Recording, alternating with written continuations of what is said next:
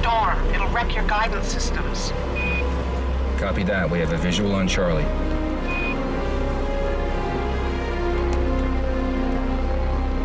It's well over 10 meters per second advancing east.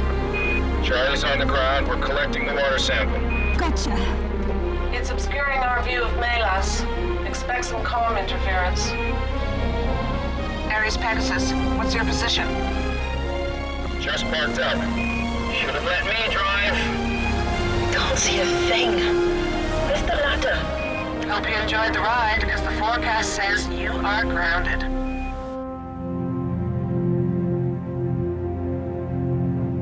Good morning, Martians. This is your local weather forecast for the next 2 days. And that's dust and more dust. Dust storms on Mars can rage for months, covering the whole planet. But this one wasn't global. The mechanics of Martian weather are still not fully understood. Martian dust is typically as fine-grained as talc and rich in iron. It can often become magnetically attracted to equipment. People say, why not do the whole mission with robots? Well, this is why. Without people to wipe their solar panels, those robots would have been dead.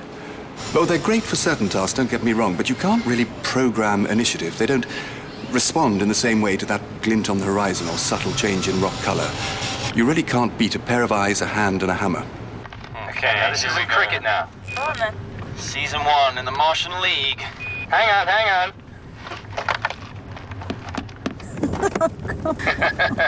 Okay, bring it on. I call this my Martian curveball. That's pretty good. What do you call that? Huh? Home run! Wow. No need for any gyro compensation. You're cleared for... Ares uses another single-stage toroidal aerospike engine to return to orbit for its rendezvous with Pegasus. The escape velocity for Mars is just over 3 miles per second. If humans ever return to Mars for a longer stay, more protection will be needed against the sun's radiation. Unchecked, it can damage human DNA, which can cause cancer. Radar gives 90 meters. Stand by for pitch and yaw. Over to you, Zoe. 1 meter and closing. Soft dog and hard dog. Mankind's first tour of the inner solar system is complete. Pegasus now heads to the outer solar system, towards Jupiter. The fastest route is to use the sun's enormous gravity to accelerate to 186 miles per second. But it's also the most dangerous. We're not doing this flyby just to pick up speed. This is a unique opportunity in its own right. We're going to be analyzing a star closer than ever before. You know, the sun is one of the last unexplored regions of the solar system. From Earth, we can only see the surface, the photosphere. But Pegasus is going to pass through the outer atmosphere of the sun, the corona, and we're going to get our first samples from a star.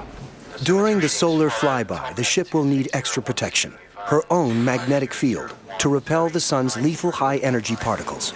But at this close range, nothing will protect Pegasus from another solar flare. The effects of too much radiation on humans can be lethal, but it's not easy to predict the level of exposure each crew member will get. I've been taking another look at our cumulative doses. Looks like some of the radiation got through the shield and into the flight deck. I've increased my supplements and I've taken blood samples for analysis. I'd love to hear your view. Merry Christmas, Pegasus. And hope Santa gives you everything you ask for. Control out. Pegasus will pass within 40 million miles of the sun's closest planet. Mercury is a heavily cratered world, boasting the second largest impact crater in the solar system. But they're not stopping. Well, it's not for lack of interest. There's a big metallic core and a very mysterious magnetic field. And on the surface, the temperature goes from around 420 degrees centigrade to minus 170 at night. So even that close to the sun, there could be water ice at the poles. But if we landed there, we'd lose so much speed it'd put another year on the mission. So next time. powering down the centrifuge. Generating a magnetic field powerful enough to shield them against the sun, even at a distance of 5 million miles, means diverting power from all non-essential systems. Centrifuge is offline. 0.5 G. 0.3 G. 0 G.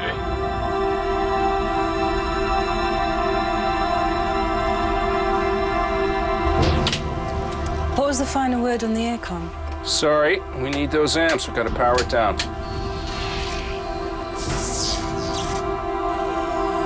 Okay, let's batten down the hatches.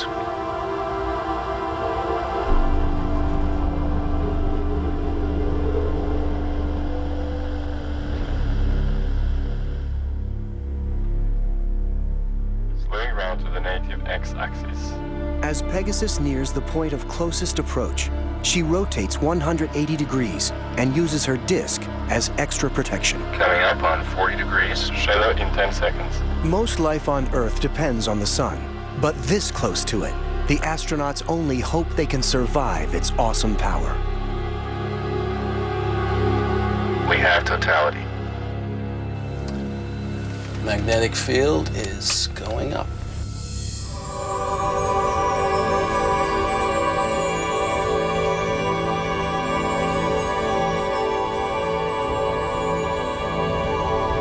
Aurora Pegasus. Our very own Northern Lights. Okay, this is the last call to abort the flyby. Let's have your assessments. Flight, we have the final reporting. Flare activity is expected to remain low with less than 1% chance of proton events through closest approach. Flight, all systems are nominal. Shield temperature is 2,300 degrees. As Pegasus enters the solar corona, gamma rays trigger electrical discharges across the main shield. God said, let there be light. Good luck, guys. It's been a pleasure working with you.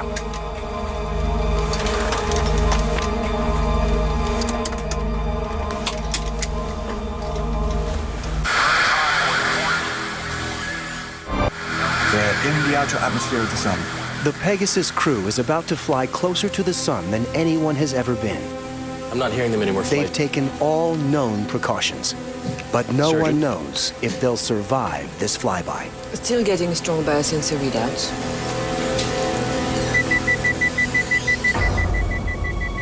Flight, space assets and ground stations are reporting flare activity. Which quadrant? Predicting S1 class. Quadrant.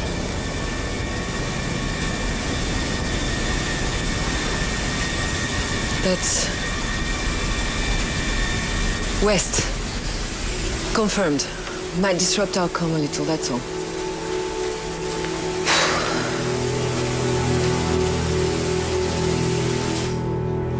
Due to reacquire signal in 3 hours.